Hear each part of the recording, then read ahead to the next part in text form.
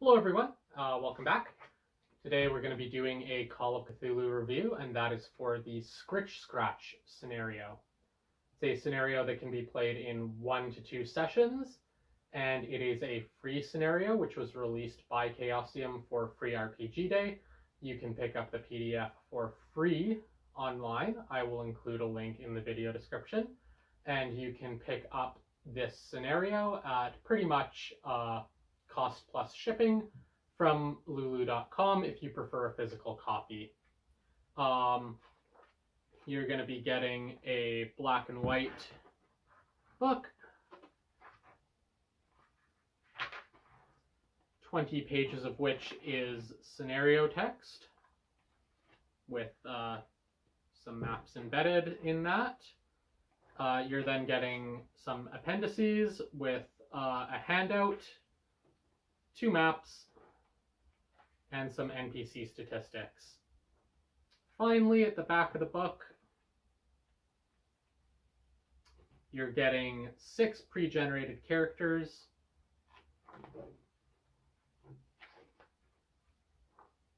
and a blank character sheet. Most people are probably not going to get much use out of that blank character sheet because you can pick up free PDF character sheets from the Chaosium website, but for someone who perhaps doesn't have internet access, that could be useful for photocopying, so it's nice it was included. Alright, so Scritch Scratch was written as a convention scenario. That's why you can condense this down to 1 session of play, and it's noticeable as you play through that it is a convention scenario. It's particularly noticeable, and from here on there will be spoilers for the scenario, so if you plan on playing Scritch Scratch, stop watching here, send your keeper, your game master, to this video, and they can see if this will be a good one to run for your group. But yeah, it's pretty clear Scritch Scratch is a convention scenario. Particularly clear insofar as the climax of the scenario, which the scenario is written to allow you to spring this climax at multiple locations, basically using multiple different carvings, paintings of the Green Man, who is the antagonist in this scenario, to basically make him manifest wherever you want in the village to ensure that whatever the players do, you're going to be springing this climatic scene on them and ensuring that there's a fun combat, insanity-filled conclusion to your session of play. That is both a positive and a negative about this scenario. If your players have a way of foiling your plans to get to big climaxes you like to play out, there's really no way they can do that in this scenario. You are, whether it's with experienced Call of Cthulhu players or people playing Call of Cthulhu for the first time, there's almost no way you're not going to be able to spring this big climatic scene on them where they have to fight an avatar of the Green Man. For some groups, that'll be very enjoyable. For other groups, I think it'll be quite frustrating, and that's just because there's really no way that the players, as they engage with the scenario and play through it, can stop this climax from happening, can even anticipate that the climax is going to happen, which is a major problem with the scenario. And there's nothing in the way of the clues given that will really allow them to prepare for the climax and have some sort of advantage in their conflict against the Green Man. I think that's a major problem with the scenario. At least it will be a problem for groups that like to engage with the scenario and have their actions have an impact on the way that the scenario is going to conclude, which I think is most people who play role-playing games.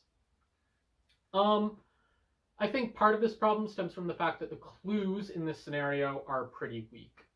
While through engagement with the non-player characters or through research, both at local establishments, local libraries, historical societies, going to buildings such as the local church.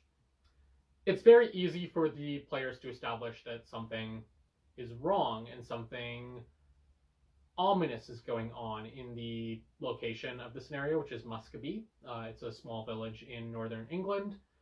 But that was already pretty obvious because the location that the players are most likely to go to first, especially if they're using the pre-generated characters that come with the scenario, is Old Gertrudes Cottage. And as you explore Old Gertrudes Cottage, you quickly find that Old Gertrude has strung up hundreds of rats in the woods behind his house.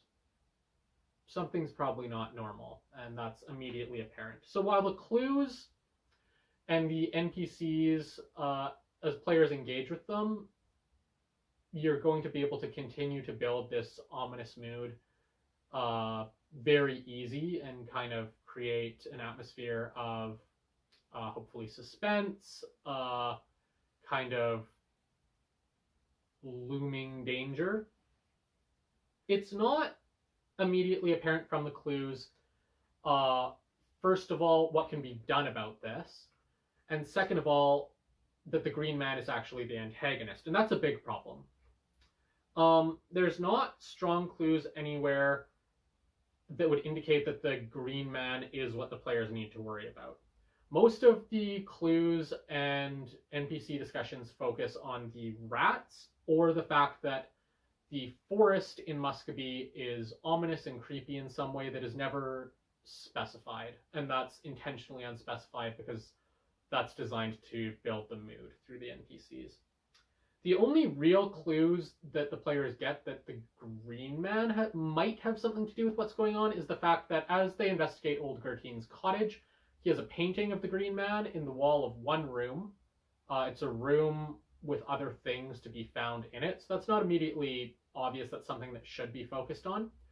And in that same room, he has a big scrapbook full of basically cuttings about rats. Big scrapbook, he's cut out newspapers, he's got pictures of rats, stories about rats.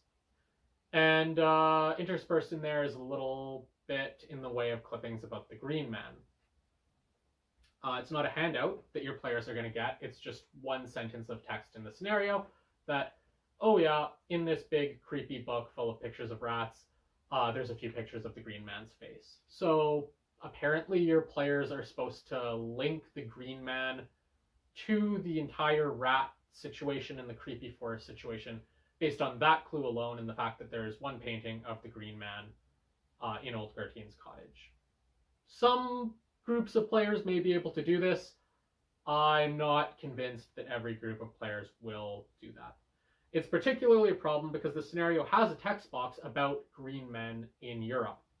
And it's a very useful text box because most players from outside of those regions of Europe where green men architecture is prominent are going to have no idea what the Green Man is. So there's this little text box about, oh, the Green Man is commonly found kind of on churches, in some basically art in these regions. The problem is that text box, while it has informed players about, oh, okay, my player character probably knows what the Green Man is if I'm keeping this scenario set in Europe, which it's probably best kept in Europe because that's where the Green Man is prevalent. So you've informed the player characters, you've informed your players of something their characters would know by reading them that text box. But then you've also deflected attention from the fact that the Green Man is quite prominently featured throughout this village because, oh, you've just told them that the Green Man is pretty commonly featured in some areas of Europe. So that's actually potentially going to deflect their attention away from what's already pretty sparse clue-wise that the Green Man is something they need to worry about. Beyond that, if they figure out there is some kind of link between the Green Man, the rats, the forest being creepy, there's absolutely no clues that they can find that will help them figure out the way in which these things are connected. I think that's a major issue with the scenario. if players are drawing the correct deductions, there should be something in that scenario that allows them to piece maybe not the full puzzle or information about what's going on, because this is Call of Cthulhu and there's a lot that is unknowable to the players in this game, but they should be able to have a general idea of how things might be interacting with each other, and based on that, what might be a good way to stop these things from interacting with each other if that's what they want to do, which they probably do because they're the player characters and they're trying to stop the creepy thing from happening. The scenario gives them absolutely no way to do that. It just gives a continuing building sense of dread and danger, but nothing in the way of abilities to stop that. The setting is effective for this. It's the fictional town of Muscovy. It's a modern Call of Cthulhu scenario. I think that you can easily adapt this to other time periods as long as you do away with the pre-generated characters. It's built into the pre-generated characters that it has to be a modern scenario, or at least a scenario occurring once TV documentaries were kind of a little widespread, because half of the pre-generated characters are a TV documentary team and they have all that kind of equipment to make that. So that's not going to work in the 1920s. If you adapt to the 1920s, you're going to have to have your players create some characters, and I'll discuss shortly some good options that you might be able to use for that are actually going to be more effective than the pre-generated characters included in this scenario. But the setting is pretty good for what the scenario is trying to do. It's nice to see a scenario set outside the kind of Lovecraft country of New England.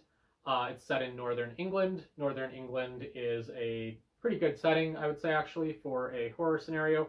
And this little scenario here does give you enough information about this fictional town of Muscovy, some of the inhabitants who live there, and key buildings in that little town to effectively flesh out the town of Muscovy, make it an interesting and kind of creepy place for your characters to engage with. It also has a second town, I believe it's Appleton, that your characters are going to have to travel to if they want to fully engage with the potential clues that can be found.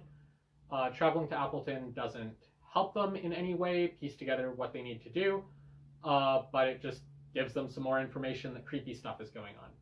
Appleton could be fleshed out a little bit more, but all the major locations that the characters might visit in Appleton, or Appleby, whichever of the two it is, are decently described. There are interesting pre-generated characters, as I've mentioned, for both Muscovy and Appleton. There's a small cast, so it's pretty easy for a keeper to manage these characters.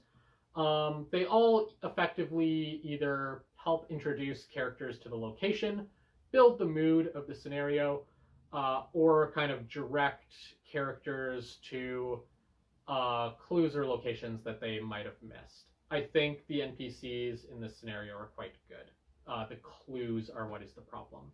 I will in particular mention that Old George is a very good NPC. He's a very memorable NPC, and you should be able to create some fun memories and a fun scene for your players with Old George drunk in the bar, telling them about why he moved away from creepy Muscovy. It wouldn't be a Call of Cthulhu scenario without handouts, but this is trying to do its best to break the mold on that. There's only one handout you can give your players, and it's actually a poem that if you're using the pre-generated characters, the only place they're really going to find that poem is Old George verbally telling them the little poem or song. If he's doing that, you're probably actually not even going to give them that handout, because it wouldn't necessarily make sense. The scenario suggests that if you're trying to work this into an ongoing modern campaign, maybe a modern campaign set in England, you maybe could use this as a scenario seed. Maybe your players could be doing some research at a library for another scenario, and they stumble across this creepy poem referencing Muscovy, and maybe they're going to go check it out based on that. That's a decent idea, but if you're using the scenario as written, or even if you're doing that, there's no further handouts for your players to kind of have fun engaging with. I think that's another drawback about this scenario, and it goes back to the fact that the clues in this scenario are kind of weakly done. If you're using the scenario as written, one of the first locations, especially if you're using the pre-generated characters, one of the first locations that your players are going to go to, and one of the primary locations of the scenario, is Old Gertrudes Cottage. And as written, it's very difficult for players who are actively trying to engage with the scenario and find relevant clues and information to find what they are supposed to find at Gertrudes Cottage. So as the players investigate the cottage, they're going to go through all the rooms. They're going to find mildly creepy things, but nothing in the way of a major indication something is wrong with the cottage. By the time they've worked their way to the back of the cottage and searched every room in the cottage, they're going to look out into the backyard. And beyond the backyard is where the thing they are supposed to find that is supposed to trigger their engagement with the scenario is. And that is the fact that there are hundreds of rats hanging off the branches of the forest. But the scenario, for some reason, specifies that there's a tall hedge in the backyard and you can't see the rats dangling from the trees in the forest, either from the backyard or looking out the back of the house. So your players are going to look out into the backyard, see nothing is wrong, and say, okay, why are we here? There must be nothing at Old Gertrudes Cottage. Maybe you can find a way to motivate them to go look in Old Gertrudes' shed. Again, there's mildly strange things to be found in there, but it's all pretty mundane. He's got some weird chemicals, he's got some animal traps. There's nothing to suggest that investigators need to be here or that there's anything else to be found. When I played through this, I had to have an NPC walk out into the woods because I knew that's where I needed to get the players to go and find the horrific sight of hundreds of rats dangling. But this is really... There's no reason that the tall hedge or tall fence needs to be there blocking people's view from the back of the house. In fact, it's probably more creepy to see this strange stuff dangling from the trees at a distance, not be 100% sure what it is, but see that it's kind of something's weird going on over there, and then walk over to it with a sense of foreboding to find that it is the decomposing rats and mice. If you eliminate that silly hedge, you're just going to reward players who are actually trying to engage with the scenario, find clues, and not just have a hedge blocking the clue they need to find for no reason. So if you run this scenario, I strongly, strongly recommend cutting that tall hedge. It's only getting in the way. In more ways than one. The NPCs for this scenario, it's nice that it comes with them. It allows you to use this scenario as an introduction to Call of Cthulhu. It allows you to use it as a one-shot. If you're missing players from your group, if you just want to play a one-off game of Call of Cthulhu, it allows you to get everyone to the table without having to sit down, generate a character, and find a way to tie them into the scenario. That's going to take a lot of time. It's going to take engagement from your players. That's not always what you're looking for. But there is a problem with the NPCs, or sorry, not the NPCs, the pre-generated characters from this scenario in more ways than one. 3 of them are cleaning company members. One of them is the owner of the cleaning company. The other 2 are his family members. And while they have a very strong motivation to go look around the cottage and, start cleaning up the rats if they do manage to find them, they have no real motivation built into their characters to actually go out into the broader town, investigate what's going on. They are being paid to clean the cottage. Why would they do that? The 3 documentary characters are better characters for having a willingness to go to all the relevant locations. They're making a documentary about the cleaning crew. Oh, what's this? It's creepy things going on in the woods. Let's investigate information about this in the local community, and then we can make a more interesting documentary. So what I would say is if you're not playing with a full 6 players, fill out those 3 documentary maker pre-generated characters before you start handing out the cleaners. The cleaners can easily be NPCs. They can just wander around cleaning while the others engage with the scenario because they have a much better motivation to do so. If you have more than 3, then you're going to have to start handing out the cleaners, but just be aware that as written, they don't really have a strong motivation to investigate, which is a decent part of this scenario. One of my players made an interesting comment that none of the NPCs really have relevant backgrounds to encourage them to engage with the scenario. And while by occupation, the documentary makers do have a reason to engage with all aspects of the scenario, I think that comment is right. Old Gertine is a complete stranger to these people. They're all just being paid to do a job, be that clean his cottage or make a documentary about the cleaning of the cottage. And there's no personal connection to anything that's going on. This got me thinking, what would make better pre-generated characters for this scenario? Or, probably more relevantly, what would be good characters to either make for your players or encourage your players to make before running the scenario that would have more incentive to engage with the scenario and more personal connection to what's going on? And I think that killing off Old Gertine before the scenario begins and having your players play as estranged relatives of this weird old dude who perhaps was giving the family a bad name and who they haven't talked to in a long time, be called out to his cottage to kind of clean it up, collect his possessions, is really a strong motivation for your characters to be in the relevant locations, to investigate, oh, maybe our weird old uncle, grandpa, father, whatever you want it to be, was not so weird. And it's going to hopefully get your characters to stay at Old Gertine's cottage overnight, which the pre-generated characters really aren't going to be doing because that would be weird. One of the stronger creepy things in the scenario is the fact that each time the characters either return to the cottage or look at the woods after a bit of time has passed, they see that the woods are coming closer to the cottage. The thing is, with the pre-generated characters, the characters might only be at the cottage 1 or 2 times, so you're not going to get the maximum amount of disturbing creepiness out of that movement of the woods. But if you're playing relatives of Old Gertine who are staying there to save on some money, he's got a couple bedrooms, and why wouldn't you stay there while you're, cleaning up this place to sell it? Well, now you are going to have the woods moving closer to you overnight. They're going to be closer to you in the morning. You're really going to be able to use that nice little creepy suggestion that the scenario has to much better effect. So, yeah, I think it's definitely worth considering having your players be family members of Gertine's rather than random people with no connection to his cottage. Apart from that, really the only thing I haven't discussed is the maps which are included.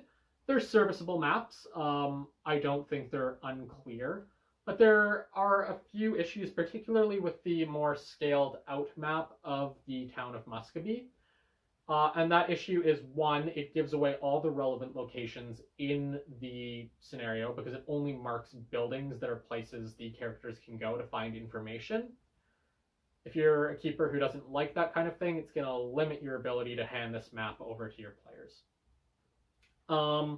It would have been nice if the map was produced without that. My bigger complaint about the map is it shows a footpath running from Old Gertine's cottage to the church through the woods.